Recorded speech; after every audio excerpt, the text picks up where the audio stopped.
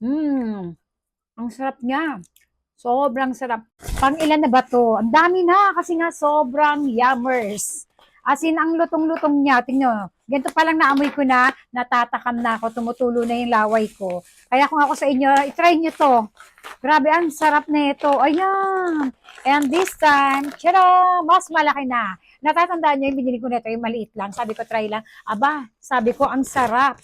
Kaya ito, malaki na. Meron siyang paganito.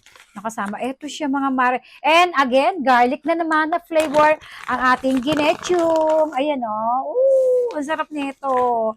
Ayan, oh, ganyan siya. Ang bango, grabe. Uy, ba't may butas yung pero okay lang? Ito na, kasi takam na ako. Yung balat niya, alam niyo ba may lasa? Pwede yung dati nga, yung mga binili ko, parang ginagawa ko siyang ano, ang tawag na, yung buto ng kalabasa, pati balat pwede mong kainin.